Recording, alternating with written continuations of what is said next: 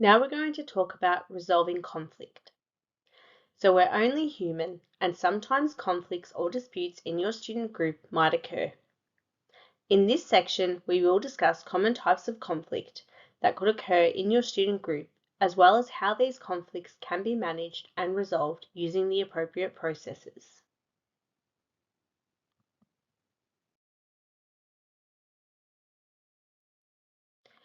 Example of some common conflicts are when you notice that a committee member is not carrying out the duties of their role, or members taking actions that go against the goals and objectives of the group, or against university regulations, or displaying concerning behaviours like bullying, harassment, or threatening behaviours. If a committee member is not carrying out the duties of their role, first we should ask ourselves why this might be. Students will have commitments beyond the club, and if there are times they cannot carry out their role, then they should communicate this to the rest of the committee. If a committee member does not communicate with the rest of the team and/or continuously fails to help with the tasks assigned to them, then actions can be taken towards them.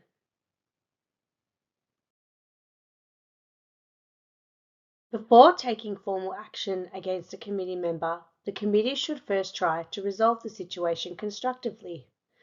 This might include having a private, respectful conversation with the committee member to check in, clarify expectations, and understand any challenges they may be facing, for example, study load, work, or personal circumstances. They should revisit the role description and responsibilities to ensure expectations are clear and mutually understood. They can then offer support or adjustments, such as redistributing tasks, setting more realistic deadlines, or temporarily reducing responsibilities if appropriate. We encourage open communication, reminding the committee members of the importance of keeping the team informed if they are unable to complete tasks. You should then document the discussion and agreed actions so there is a shared understanding moving forward. Only if these steps have been taken and the behaviour continues should the committee consider further action in line with the club's constitution and other university guidelines. Let's see this conflict resolution in action. The VU Puppy Pals Club has hosted a walkies event on a Friday morning. The event had a very low turnout. This was likely because the secretary, who is responsible for sending out the invitations to the members, did not keep to their agreed timeline and sent out the invites just the day before. Let's see the conversation about this between the president and the treasurer in a private chat. Pause and have a read of how they're discussing this. Now let me tell you why this conversation is not an appropriate way to manage this situation.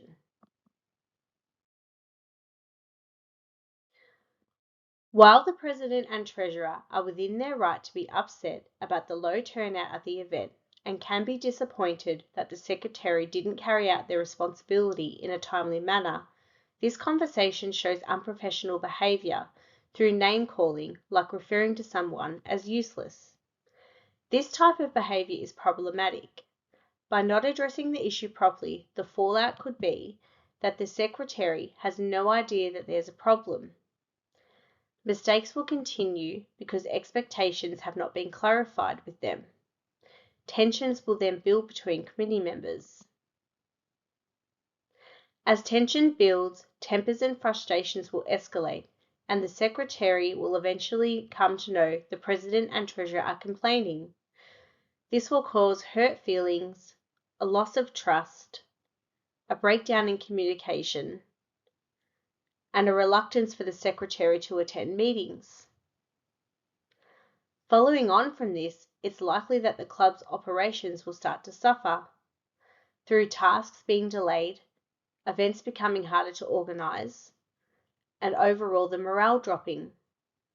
Members will then notice this dysfunction.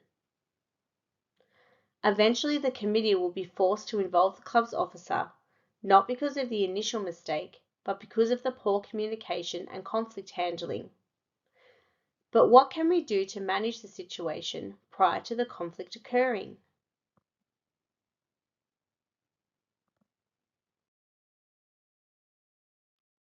Here is a version of the conversation where the president and the treasurer are having a practical conversation about a problem they wish to resolve, instead of just making complaints and laying blame.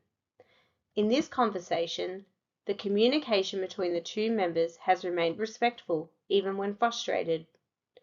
It is suggested that the issues should be raised directly with the person involved to avoid jumping to conclusions.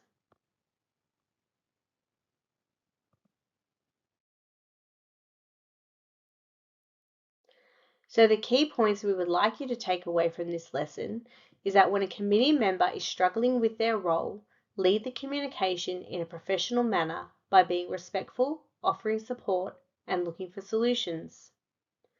Gossiping amongst the committee or with members creates mistrust and damages the team.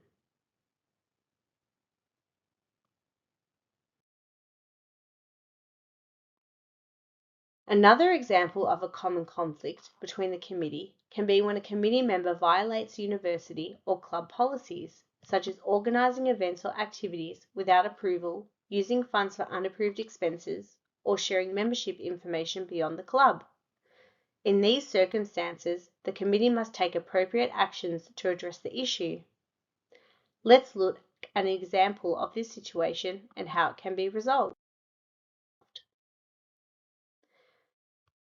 To help resolve this type of conflict, the student group constitution is a useful tool to refer to help re-establish the rules and govern the club.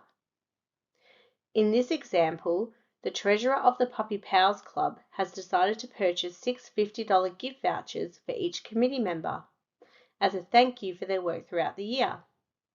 There was no prior discussion about this purchase amongst the committee. The president, who also has access to the bank account, noticed the expenditure on the account and raised the issue in a meeting. But why is this a problem?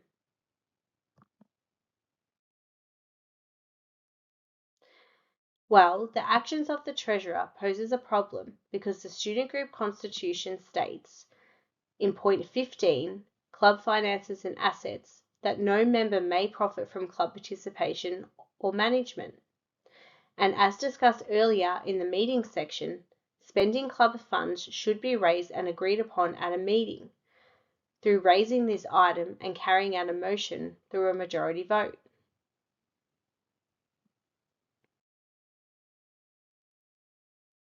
So how should we respond to this situation?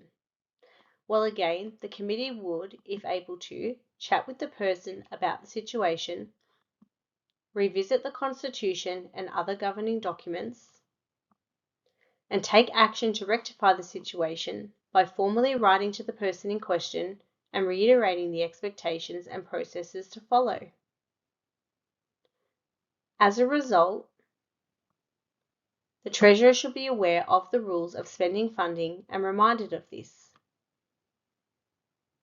Only if these steps have been taken and the behaviour continues should the committee consider further action in line with the club constitution or university guidelines.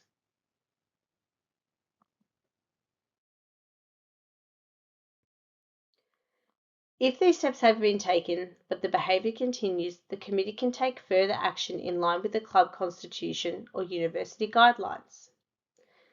The student group constitution outlines the procedure to follow if the conflict cannot be resolved in good faith. The committee have the powers to remove a member via a vote of no confidence. The committee should hold a meeting to take this action. The members should be informed via writing of the decisions with clear reasons. The member can appeal in the given time frame. The club's officer can be called upon to assist and support this process.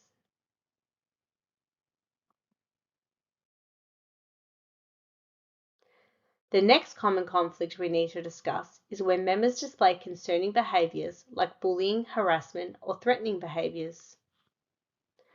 Not all members of a club will be close and friendly, and that's okay.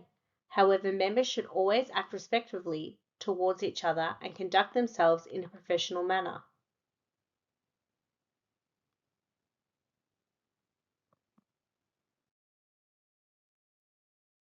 We remind everyone that as a VU student who is part of a group, you should always exercise professionalism and behave as per the VU Student Charter of Rights. If your actions wouldn't be accepted in another type of professional setting, then they wouldn't be accepted as a university student either.